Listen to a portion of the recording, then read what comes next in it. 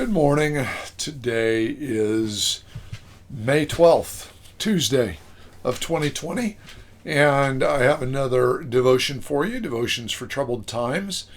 This is a devotion from our 2020 readings. I'm probably going to be doing that for the rest of this week, where I'll take one of the possible readings from the devotions that we've been doing, the Bible reading that we've been doing, based on The Divine Mentor by Wayne Cordero.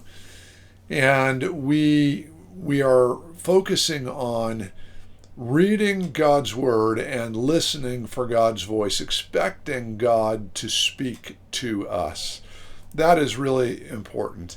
As you read these passages, don't simply read it to get through it. It's not a reading plan.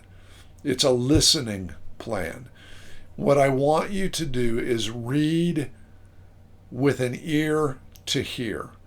Now, the passage that I've chosen to read today is a part of David's psalm of praise after he had been delivered from the hand of Saul. King Saul, as you'll remember, had been chasing David all over the place, trying to end his life so that Saul's son, Jonathan, would be able to succeed him on the throne. And God had other plans. Saul had lost God's favor when he had chosen to disobey God and to turn away from him. Now, the interesting thing here when we think about this, I've often wondered, David disobeyed as well. David was a murderer and an adulterer. And he was disobedient and he repented, and God accepted him. Saul was rebellious and disobedient, but in a different way. He was more of an idolater. He took things in his own hand in terms of worship. And so his sin was more the sin of idolatry. David's sin was a sin of lust and of passion, and that's sin. But it wasn't directly against God in the same way. And yet when David, in his psalm of lament and sorrow, talks about it, he says, "Against you and you only have I sinned, O Lord." So you see that David's heart is a little different than Saul's was. And so anyway, as we get to this, David is being delivered. And so 2 Samuel 22, beginning at verse 1, David, and I'm reading from the Message today, David prayed to God the words of this song after God saved him from all his enemies and from Saul. Notice David had more enemies. Saul was the chief enemy at this point in his life. And this is what David says: "God is bedrock under my feet, the castle in which I live, my rescuing knight. My God, the high crag where I run for dear life, hiding behind the boulders, safe in the granite hideout, my mountaintop refuge. He saves me from ruthless men." Think about that for just a moment. As David ran in the wilderness, he often hid in the mountain valleys and in the caves. In fact, he encountered Saul in one of those caves. But David is speaking from what he knows, and he's saying that God is his refuge, his cave, his place of hiding. Verse 4, "I sing to God the praise lofty, and find myself safe and saved.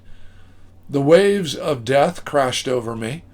Devil waters rushed over me. Hell's ropes cinched me tight. Death traps barred every exit. A hostile world. I called to God. To my God I cried out. From his place he heard me call. My cry brought me right into his presence, a private audience."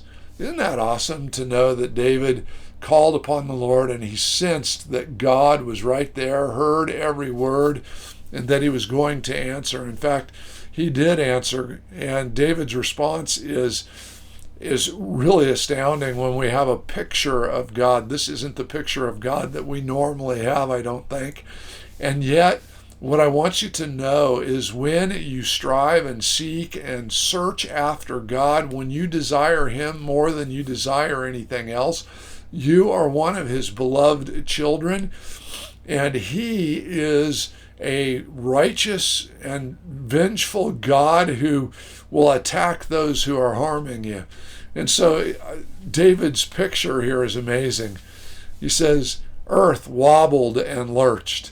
The very heavens shook like leaves, quaked like aspen leaves because of His rage, God's rage. His nostrils flared, billowing smoke. His mouth spit fire. Tongues of fire darted in and out. He lowered the sky. He stepped down. Under His feet an abyss opened up. He rode a winged creature, swift on wind wings. He wrapped Himself in a trench coat of black rain cloud darkness, but His cloud brightness burst through, a grand comet of fireworks. Then God thundered out of heaven. The high God gave a shout. God shot His arrows, pandemonium. He hurled His lightnings, a rout. The secret sources of ocean were exposed. The hidden depths of earth lay uncovered. The moment God roared in protest, let loose His hurricane anger. Oh, I can visualize this living in the desert of the Southwest and visualizing the thunderstorms coming, sweeping across the desert. A lot of the imagery there sounds just like what David is describing. This is God riding the winds of His fury in order to protect and save and redeem His righteous child. And I do want to acknowledge that. Verse 17, but me He caught. That's what David is exulting in. But me, David, God caught. He reached all the way from sky to sea.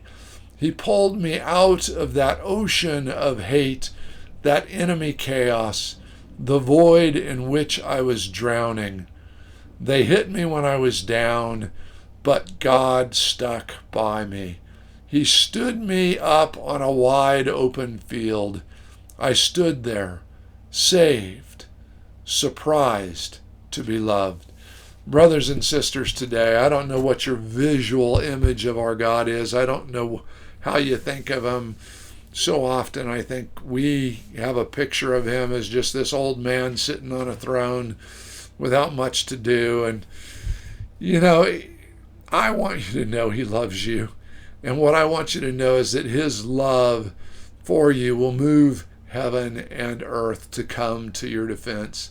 Whatever you're going through today, whatever you're struggling with, keep turning to God, keep calling upon God, because He is your strength. He is your shield. He is your refuge, and He will deliver you. I pray that you take that wonderful thought through your day today and every day. God bless you until tomorrow.